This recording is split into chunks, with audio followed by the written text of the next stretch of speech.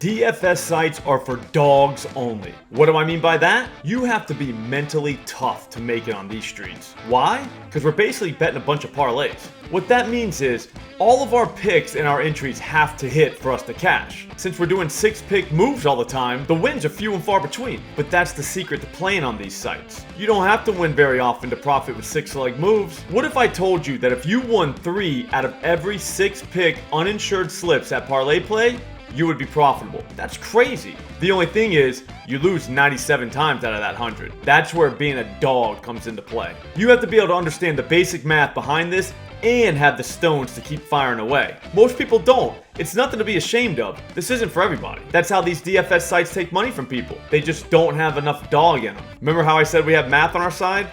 That's because we have the DGF correlation tool. It's the shit. It takes all kinds of factors from the line sportsbooks release and then spits out correlated slips. If you don't know what correlation is, let's talk about it. Look at this slip from ParlayPlay. The first thing you see is Josh Allen over 255.5 passing yards. Now pay attention, this is where it gets good. If Josh Allen throws for 255.5 yards, wouldn't it make sense that one of his receivers would go over their number? Of course it does. That's just how the passing game works. God damn it, I love correlation. Here's the thing though, regular sportsbooks know all about correlation, so they would dock the hell out of a parlay like this. But when it comes to DFS sites, we're all set. They let you do it to an extent. That's what makes the DGF correlation tool so good. It finds what's allowed, and then it'll even email you the slip. How easy is that? If you like what you see, just click the link in the description, use promo code SLOP, and they'll give you 25% off for life. That's crazy. Anyway, back to the slip. It stands to reason that if Allen is slinging the ball around, then the Raiders will have to throw to keep up. They're probably going to get their asses kicked, so they're probably going to have to throw anyways. Why not throw in Jimmy Garoppolo's passing yards over and then stack Devontae Adams' passing yards over?